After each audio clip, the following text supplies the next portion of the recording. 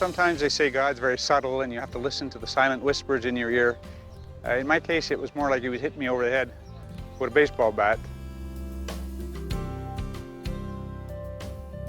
There's a lady waiting for men to come by, and she smiled, so I stopped and said hello, and she said, would you sit down with me just now? And as we sat, she said, listen to this. And she recited the 13th Psalm from heart. God, why do you allow my enemies to beat me up? Why have you forsaken me? And it goes through like that, and at the very end, the Psalm says, but I will still trust in you, God. I believe in your presence. So I said, where did you learn that? She said, I learned it in jail. It's the one thing that gave me hope when I was in jail. Most of what we do, at least I know for myself, most of what I do is not done on my own accord. I do believe that I need and I always have to invoke the Spirit to work with me and through me in everything I do. These men are ordained ministers of the Catholic Church. They come from all walks of life.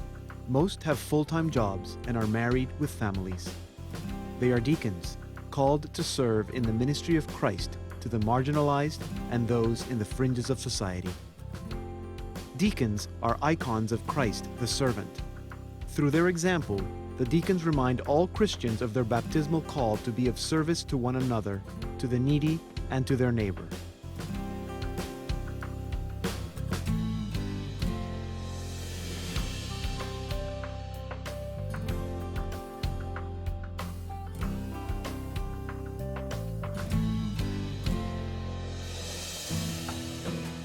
Deacons are engaged in a ministry of the liturgy, the ministry of the word, and the ministry of charity.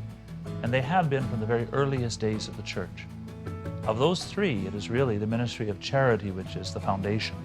Their service of those who are marginalized, of those who are in need, that is the very basis of the order of those who are ordained to the sacrament of service. But they also preach the gospel, and have been doing that from the very earliest times, as we see in the Acts of the Apostles. And they are engaged in the liturgy of the church. Approximately 500 years after the time of the apostles, the diaconate became a transitional step to the priesthood. It was restored as a permanent order of the Church by the Second Vatican Council and in the Archdiocese of Toronto in 1972, where currently more than 120 deacons are in active pastoral and liturgical service.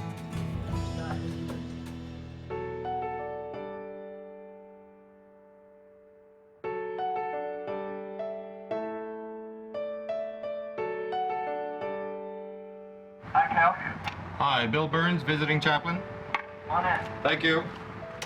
As deacons, we go in, and we're not psychologists, we're not psychiatrists. We go in, we are people who hopefully are able to listen and to share our lives with them as well. At the heart of Jesus' message is radical love and radical forgiveness. Week in and week out, the deacons take this message to people who are in real need. So how things been going? Good. The biggest part for me has been my prison ministry. I'm visiting people who are in detention centers at the front end of the justice process.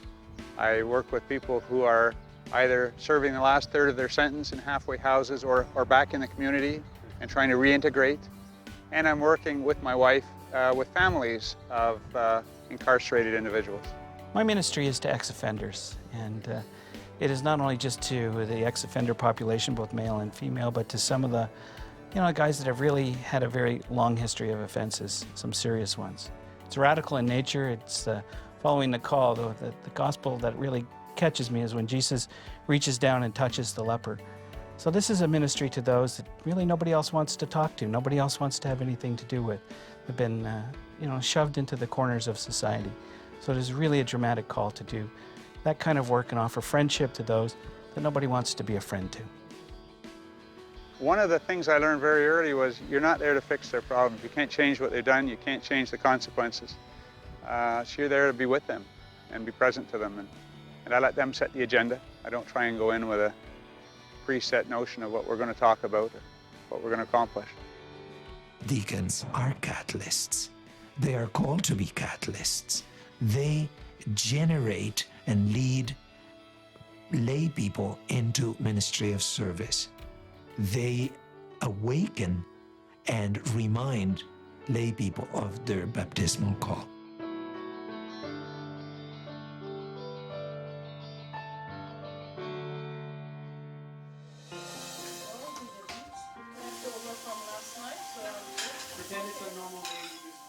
When people marry, they make a permanent commitment to a particular way of life. The deacon makes a commitment to a particular way of life, a role of caring for those who are not so fortunate. Almost all deacons are married men with children and sometimes grandchildren. At the center of every deacon's ministerial life is this family, especially his wife, whose cooperation and encouragement is a spiritual necessity. Together, deacon and wife share a new phase of their married life, often finding themselves closer and more in tune with each other than ever before. As a deacon, I cannot function without her approval. We have to be very, very aware of the idea that the marriage comes first. We have had our ups and downs. It's been very, very good in the way that it's brought us close together. Our prayer life has improved. Our communication channels are more open, and we become more patient and accommodating to one another. Mike's changed on a level that he's a much deeper guy now. He's much more in tune with how he's feeling, and he's able to share that. She's my conscience in a lot of ways, helping me to discern how far I go in ministry and how to pull back and how to actually do that balancing thing. Practice prudence. Yeah.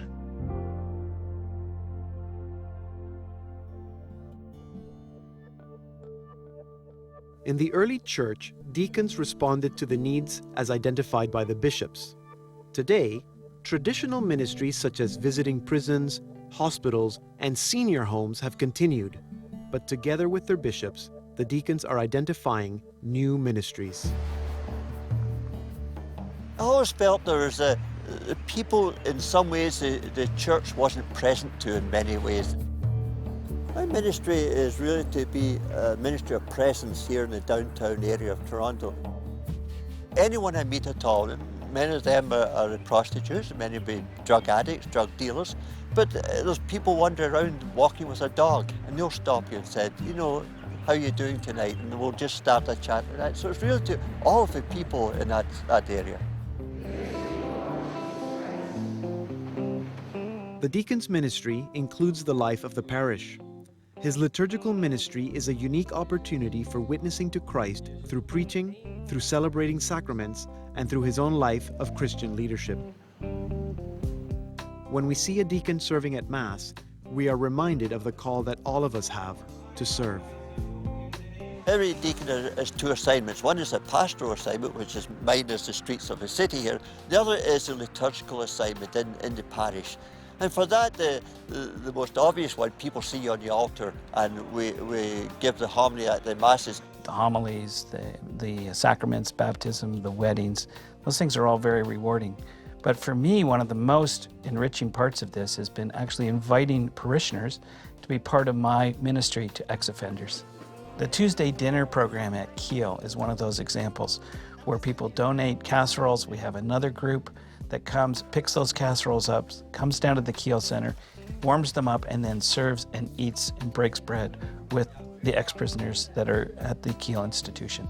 It is by far one of the most rewarding aspects of the diaconate for me, is to see these people living out their Christian calling. The deacons, the priests, and the bishops are, in a way, official representatives of the church, official office holders in the church. And so when they act not just in their own grace and their own goodness, out of their own love, but they also are seen as bringing the love of the church.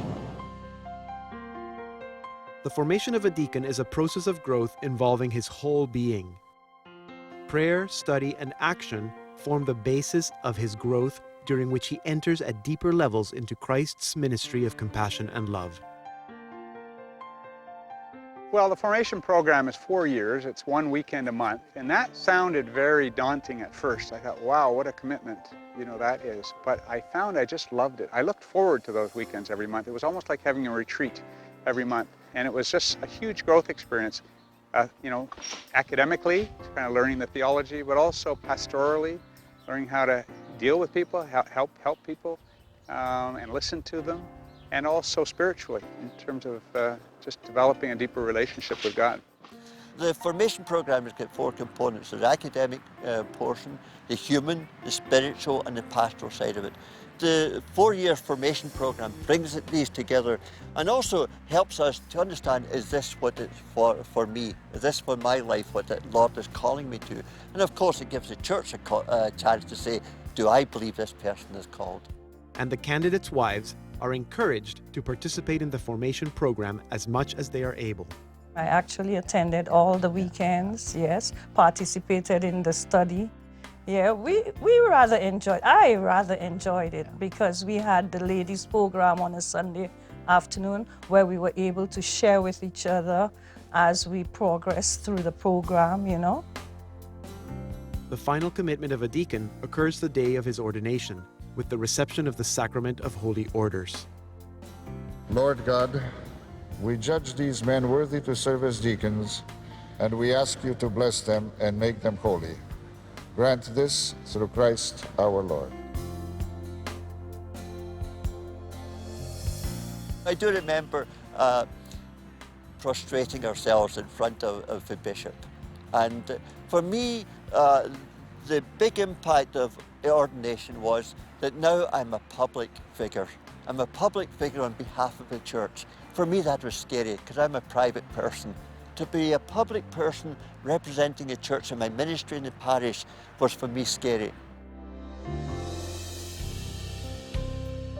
Surrounded by the prayer of his bishop, fellow clergy, his family, and the larger faith community, the deacon is welcomed into the ministry of Christ and becomes an official member of the ordained clergy.